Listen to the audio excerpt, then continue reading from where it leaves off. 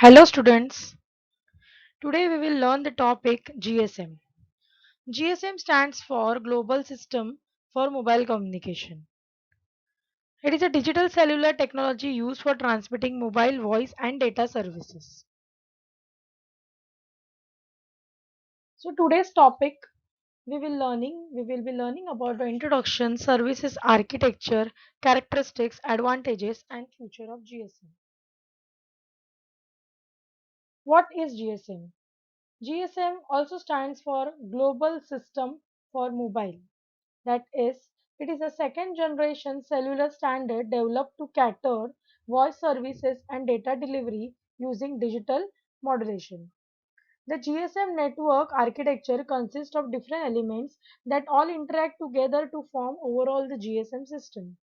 These elements include like base station, controller, MSC, AUC, HLR, VLR. This is the history of GSM.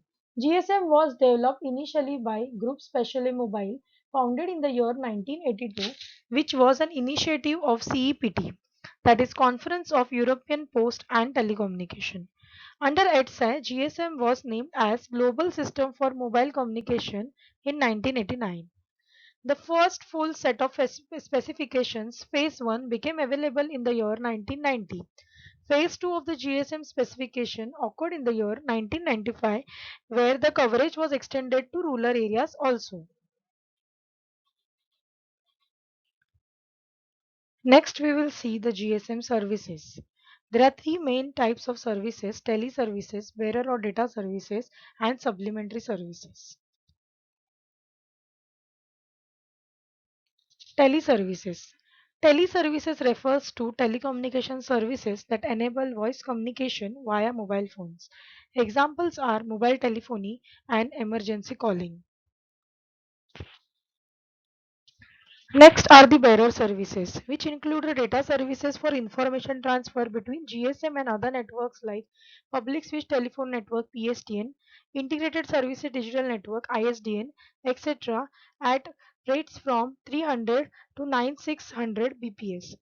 It also has short SMS, that is a short message service SMS facility, which enables up to 160 character alphanumeric data transmission to and fro from the mobile terminal. And third was the voice mailbox facility, which was introduced in bearer service. Next is the supplementary service. So all the call related services like call waiting, call hold, call bearing, call forwarding and multi-party call conferencing were all introduced along under these supplementary services. Next we will see the GSM architecture. Here in this diagram we can see it is being divided into different parts like mobile station, base station subsystem, network subsystem and other networks. Mobile station consists of SIM and mobile equipment. ME stands for mobile equipment, SIM stands for subscriber identity module, then BTS stands for base transceiver station, BSC stands for base station controller, MSC stands for mobile switching center, HLR stands for home location register, VLR stands for visitor location register, EIR stands for equipment identity register, AUC stands for authentication center. PSTN stands for Public Switch Telephone Network, ISDN stands for Integrated Service Digital Network, PSPDN stands for Packet Switch Packet Data Network, CSPDN stands for Circuit Switch Packet Data Network. Now let us understand this architecture in detail. GSM architecture consists of mobile station, BSS and NSS. And these are the various categories under these different sections. First, mobile station. It is made up of two entities, mobile equipment ME and subscriber identity module SIM. Mobile equipment. It is a portable vehicle mounted handheld device which is uniquely identified by IMEI, that is International Mobile Equipment Identity. It is used for voice and data transmission, monitoring power and signal quality of surrounding cells for optimum handover, and it is having a power level of 0.8 watts to 20 watts, which is allowing 160 character long SMS. Next is a subscriber identity module SIM. Smart card contains the International Mobile Subscriber Identity (IMSI). It allows user to send and receive calls and receive other subscribed services, which is protected by a password or a PIN, which can be moved from phone to phone, and it contains the key information to activate the phone. BSS Base Station Subsystem is composed of two parts that communicate across the standardized ABIS interface, allowing the operation between the components made by different suppliers. First is the BTS, Base Transceiver Station. Second is the Base Station Controller, BSC. BTS encodes, encrypts, multiplex, modulates, and feeds the RF signal to the antenna. It communicates with the base station and BSC. It consists of transceiver TRX units. BSC. It manages radio resources for BTS. It assigns frequency and time slots for all the MS in its area. It handles the call setup. Handover for it also handles the handover for each MS. It communicates with the MSC and BTS. NSS includes MSC, HLR, VLR, AUC, and EIR. Now let us see the functions of all these functional units one by one. First is the Mobile Switching Center MSC. It is the main heart of the network. It manages communication between GSM and other networks. Then it also handles billing information and collection. Then it looks after the mobility management like registration, location updating, inter BSS and inter MSC call end of procedures. Home Location Register HLR. It stores information about each subscriber that belongs to it MSC in permanent and temporary fashion.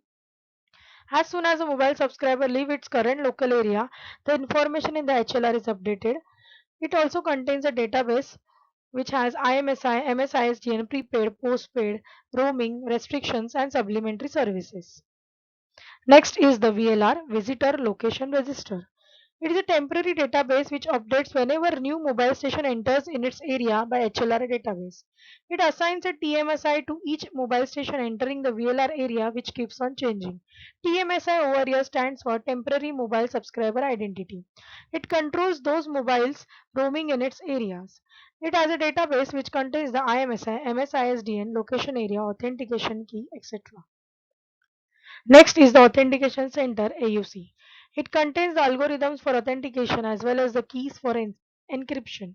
It protects the network operators from fraud. It is situated in a special protected part of the HLR. Next is the Equipment Identity Register EIR.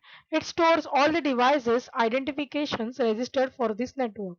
It is a database that is used to track the handsets using IMEI. It also prevents calls from stolen, unauthorized, or defective mobile devices. Operation and Maintenance Center OMC. This is a centralized operation of various units in the system and functions needed to maintain the subsystems. It helps in the dynamic monitoring and controlling of the network. Functions are configuration management, fault report and alarm handling, performance supervision and management, storage of system software and data. Next, we'll see the GSM frequency spectrum.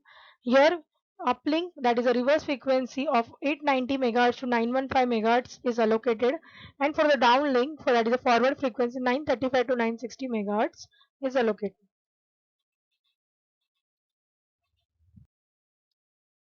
Next, we will see the radio aspects of GSM. In GSM, the uplink, that is mobile to base station frequency band, is 890 to 915 MHz, and the corresponding downlink, that is base to mobile band, is 935 to 960 MHz, which is resulting in a 45 MHz separation for full duplex operation. The GSM uses a time division TDMA and frequency division FDMA, where the available 25 MHz frequency spectrum is partitioned into 124 carriers having a carrier spacing equal to 200 kHz, and each carrier in turn is divided into 8 time slots. Here each user transmits periodically in every 8th time slot in an uplink radio carrier and receives the corresponding time slot on the downlink carrier. Thus, several conversations can take place simultaneously at the same pair of transmit and receive radio frequencies.